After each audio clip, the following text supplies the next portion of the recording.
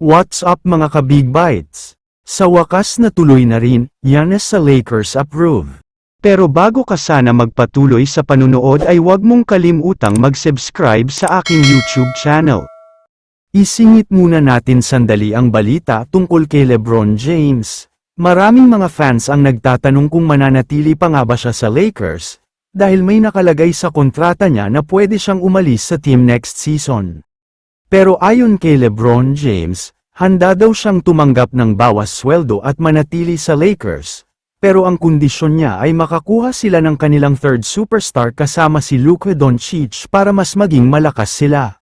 Nangako naman si Rob Pelinka kay LeBron na gagawin niya ito. Makakaasa rin daw ang Lakers fans na isang matindi talaga ang naghihintay sa susunod na season, dahil mabigat ang mga trades at mga players na kukunin nila. Alam naman nating lahat na matunog talaga ang mga usapan na ayaw na ni Giannis Antetokounmpo sa Milwaukee Bucks. Ito nga ay matapos ang nakaka-disappoint na performance nila sa playoffs, muntik pa silang ma-sweep sa Pacers. Mukhang totoo nga talaga yan, dahil ayon sa karamihan sa mga legit sources ay ready to be traded na daw talaga siya. Ayaw na niya maglaro sa Bucks at handa na siyang tapusin ang 13 years na paglalaro niya para sa team niya. Kaya naman ayon sa multiple reports, mismong si LeBron daw ang nakikipag-usap kay Giannis para ma-recruit sa Lakers. Nakikinig daw talaga ng husto si Greek Freak dahil matagal na niyang pangarap na makapaglaro sa Lakers.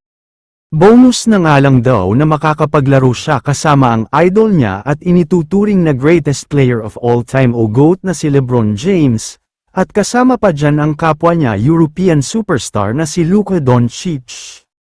Kaya naman nagkakaroon na lang daw ng finalization at agreement tungkol sa usapang trade.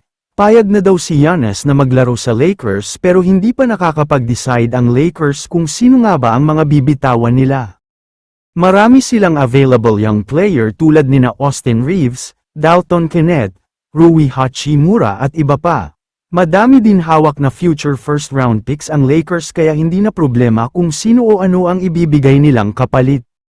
Pero kung may isang siguradong mangyayari kapag natuloy na ang trade na ito nga ay magiging legit title contender na talaga ang Lakers, at mukhang dapat na agad ibigay sa kanila ang trophy dahil masyado na talaga silang malakas.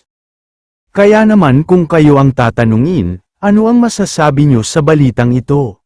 I-comment mo naman ang opinion mo tungkol sa tanong na ito. Dito na muna nagtatapos ang video na ito. Maraming salamat sa panunood mga ka-Big Bites. God bless sa inyong lahat.